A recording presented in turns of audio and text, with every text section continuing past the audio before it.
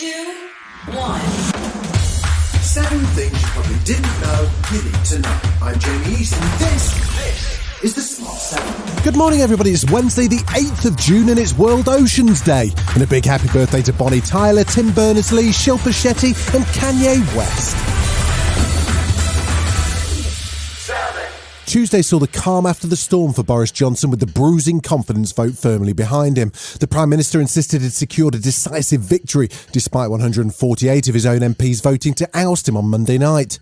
He was left wounded by the revolt against his leadership, but still he lived to see another day in Downing Street, and the PM told the Cabinet he was keen to move on. We're able now to draw a line under the issues that our opponents want to talk about, and we're able to get on with talking about what I think the people in this country want us to talk about, which is what we are doing to help them. It seems the Lib Dems aren't on board with Boris's optimism. Speaking on Sky on Tuesday, Sir Ed Davey told Kay Burley, "We need to see this Prime Minister gone." Liberal Democrats are tabling a motion of no confidence in Boris Johnson, and if it can be debated, I hope a lot of those 148 MPs who clearly don't have confidence in the Prime Minister will vote with the Liberal Democrats and other opposition parties. Labour's Deputy Leader Angela Rayner certainly isn't pleased either. She accused the Prime Minister of taking the public for fools. Referring to the Partygate scandal, she threw shade at Boris Johnson, saying anyone from the Labour Party would have resigned in his position. Vomit on the floor, wine up the wall, serial partying going on in number 10, and he thinks he can just carry on, and he's taking the public for fools. You know, standards do matter, and that's the dividing line between ourselves in Labour and the Conservatives. We're very confident we've not broken any rules.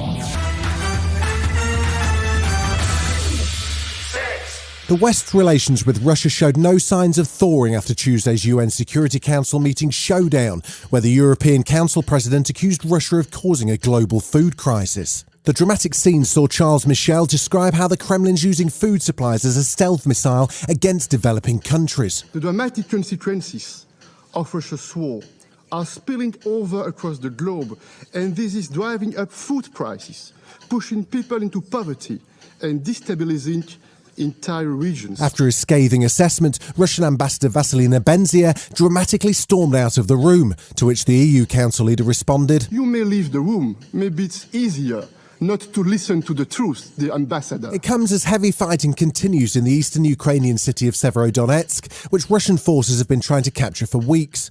President Zelensky addressed the possibility of a stalemate in the war with Russia during a virtual conference with the Financial Times. Stalemate is not an option for us. We cannot go on living in this position in hostilities. We are getting used to it. The Ukrainian president also threw his support behind Boris Johnson, saying he was very happy he was still the UK Prime Minister. Boris is supporting us. Boris is very concrete in supporting Ukraine. I do not know who was responsible for this decision yesterday, but I'm glad that we have not lost a very important ally. This is great news.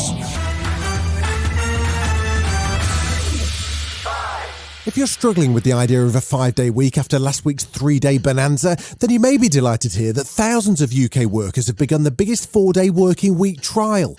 70 UK companies are taking part, and it'll see over 3,000 employees cutting down their working days but keeping up 100% productivity for 80% of the time, importantly with full pay.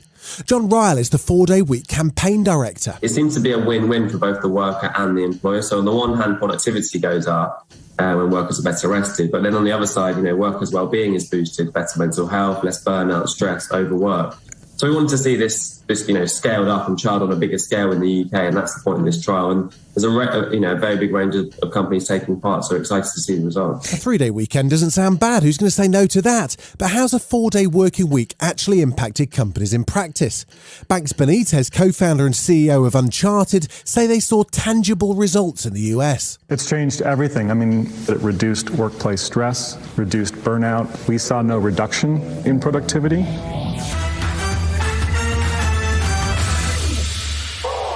Hollywood star Matthew McConaghey has stepped up the row over gun control in the United States. It comes from the Texas town of Uvalde, which saw a brutal school shooting in which 21 people, including 19 children, were killed just 2 weeks ago. Over 700 people have been shot dead in the United States since then. McConaghey spoke in the White House briefing room on Tuesday after a meeting with Joe Biden and Congress on gun control and called for responsible gun ownership as he recited the names of the children who lost their lives at school. We want secure and safe schools, and we want gun laws that won't make it so easy for the bad guys to get these damn guns. We know it's on the table. Still to come on the Smart 7, the Sandman's going to keep you up at night, and Jeff Goldblum is reminiscing right after this. Welcome back.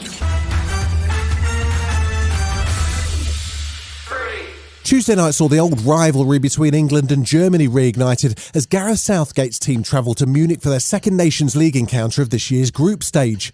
But the Germans have been undefeated since their Euro 2020 exit against England as it happens, and they weren't in a mood to lose on the night, going 1-0 up after 50 minutes. Then VAR saw a penalty awarded to Harry Kane, and the game finished 1-1, leaving England with 1 point out of 6. I love scoring goals. I've always loved scoring goals, especially for my countries. Whenever I can help the team, that's the most important thing. Good to bounce back with a result tonight, not an easy place to come. Now we've got 2 games at home to try and get 2 wins.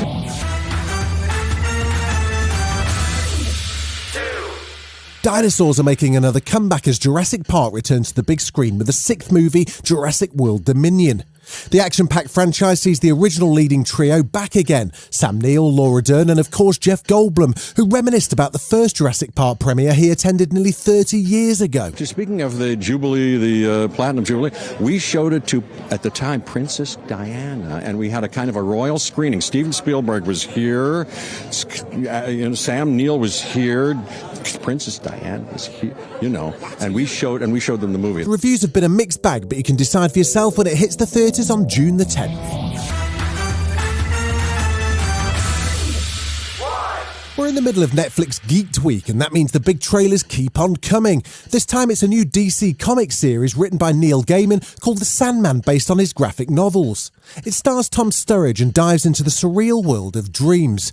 The trailers give a glimpse of the spooky Morpheus, and it looks like it's going to keep us awake when it drops in August. What are you doing here, Etty? He's coming, isn't he?